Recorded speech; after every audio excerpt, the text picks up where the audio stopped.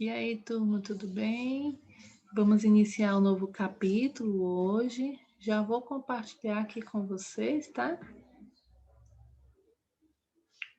Pronto. O capítulo 10, que fala sobre a independência da África e da Ásia. Lembram que na última vez que conversamos sobre a África e a Ásia, nós estávamos falando sobre o imperialismo, certo? E aí a gente falou justamente o porquê da Europa, né? Principalmente a Europa, está invadindo novamente esses territórios com foco ainda mais agressivo, né? Na África e na Ásia. E aí vimos que o imperialismo ele dá aí espaço, abertura para a Primeira e para a Segunda Guerra Mundial, né? E aí, após esse período de conflito de Primeira e Segunda Guerra Mundial, que nós já estudamos, vamos entender hoje como é que ocorreu a reação dos países que compunham esse território, né, na África e na Ásia, com relação a essa dominação.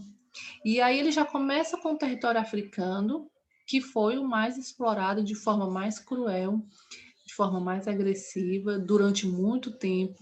Né? Vimos que o território africano ele vinha sendo explorado desde a primeira colonização, e aí ele já começa sobre a questão da participação dos africanos na Segunda Guerra.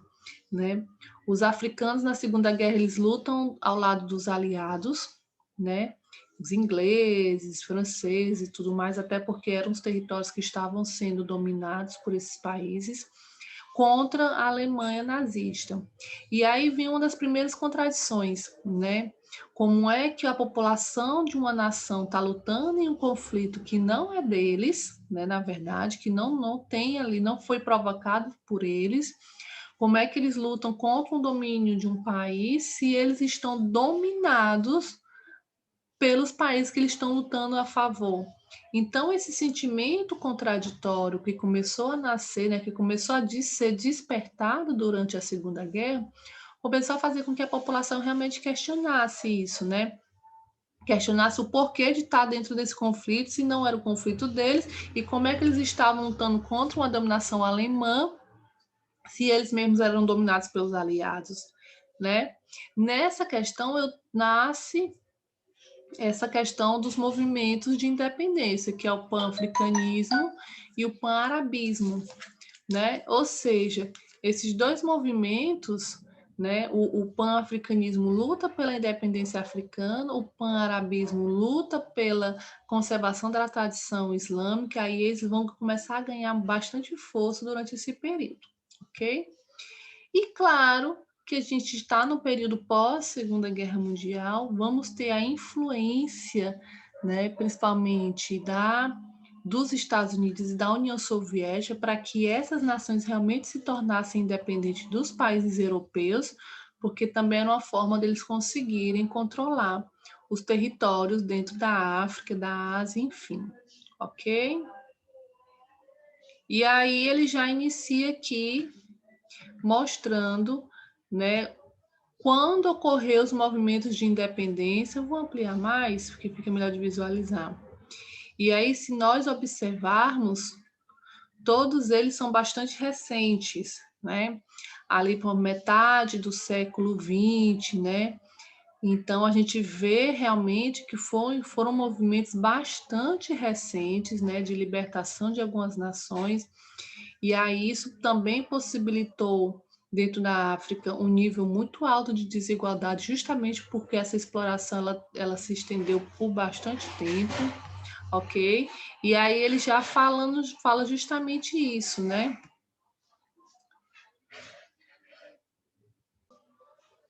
Pronto, ele fala justamente isso, né? Que esses movimentos também ocorreram de forma tardia devido à divisão que ocorreu dentro da África. Né? A divisão ela não respeitou a questão étnica, ela não respeitou a questão cultural, a divisão que foi provocada pelo imperialismo. Na verdade, a divisão ela foi bastante injusta, e aí, como ela não respeitou as questões étnicas, acabou que havia vários conflitos internos porque acabou que tribos e aldeias e grupos de diferentes etnias, eles acabavam tendo que estar, né, sob a submissão de um único país, e aí isso gerou conflitos também, logo, consequentemente, né, impediu certas alianças. Atividade, tá, gente? Página 312 e 313. E aí ele já inicia sobre a questão dos países, né?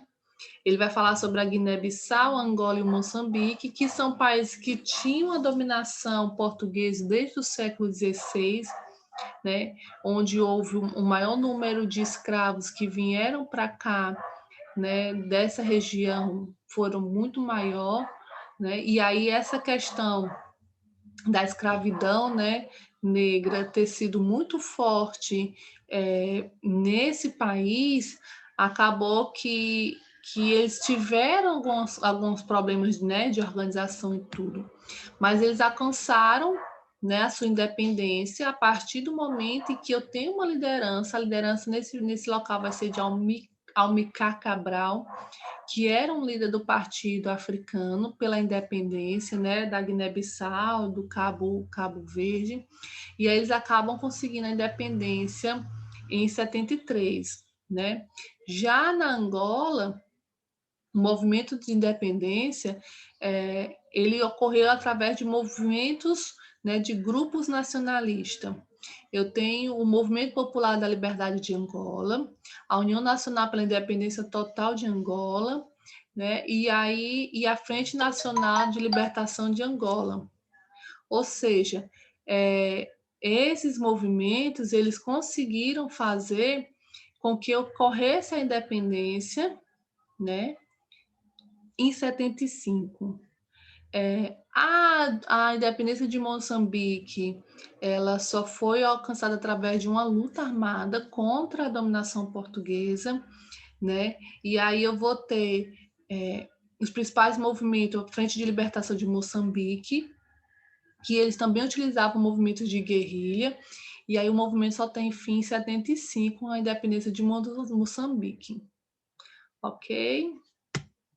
E é claro que nesse período a gente vai ter, ou seja, uma grande participação de organizações populares, né, os movimentos populares unidos, através de greves, através de manifestações, para poder conseguir essa independência, ok?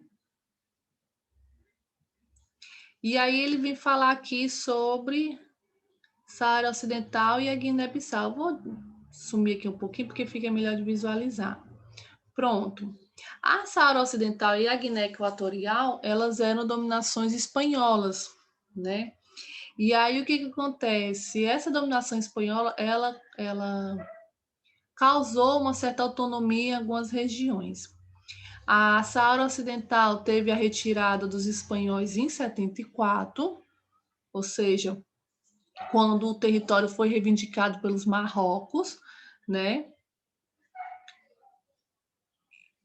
Ok? Porque encontraram minas de ouro lá. E aí, em 79, os Marrocos têm a efetivação do domínio da Saara Ocidental.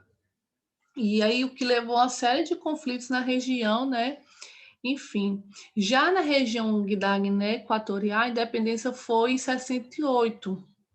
Mas o país atualmente vive um regime ditatorial, ou seja, é um regime que foi governado desde 79, e aí, devido a esse excesso de exploração, e logo em seguinte, uma intervenção de um regime ditatorial fez com que a Guiné Equatorial realmente fosse uma das regiões mais pobres ali dentro da África, né, com índice de desigualdade muito alto, ok? Ele vai falar aqui um pouquinho da Tunísia, Marrocos e Argélia, né? Vai dizer que eram possessões francesas, que na Tunísia e no Marrocos o processo de independência foi diferente, foi através de acordos, né? Já na Argélia houve realmente um conflito maior, e aí eles vão falar que a Tunísia e Marrocos, eles se viram realmente da oportunidade porque perceberam que a França estava debilitada economicamente no pós-guerra, e aí acabaram articulando negociações para poder conseguir a independência, né? Agora, é claro que, embora não tenham ocorrido grandes lutas armadas organizadas, o processo de independência também não foi tão fácil assim. Houve uma pressão popular, né, desses países com relação à França, e aí o Marrocos consegue a independência em 56 e a Tunísia em 57. Chegamos aqui no Congo, na Ruanda e Burundi, que eram possessões, né, da dominação belga. Falei para vocês que os belgas eles eram os mais cruéis. E aí acabou que o processo de independência dessas regiões fosse realmente mais agressivo, certo? Só que a gente vai ter um movimento, né, uma mobilização popular bastante forte. Vamos ter a figura de Patrice Lumumba, né, que é um líder do movimento pela independência do Congo. E aí vai justamente falar isso, né? Que durante uma conferência na Bélgica, a pressão da população congolesa fez com que os belgas realmente se retirassem do local. E aí, através de uma intervenção da ONU, a independência ocorreu em 62. Ok?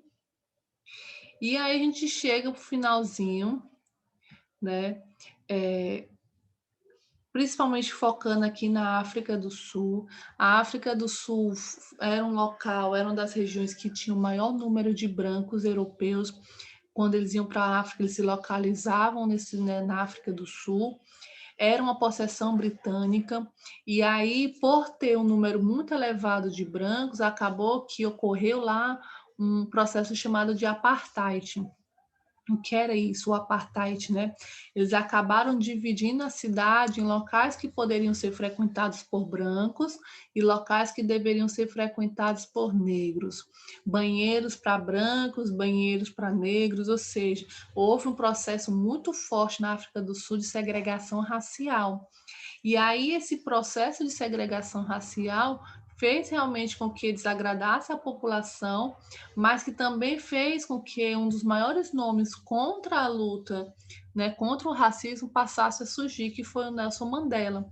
Nelson Mandela foi um advogado, e aí ele é um dos principais nomes hoje, mundialmente falando, sobre a questão da luta contra o racismo. Foi preso, passou muitos anos presos, né, se tornou presidente da África do Sul, para justamente combater esse processo de segregação racial. Ok? E aí, 320 e 321 para casa, né, para vocês fazerem. E esse tema aqui vai ser para a próxima aula, ok? No mais é isso. A gente se encontra na nossa videoconferência ou em sala de aula, ok? Bye!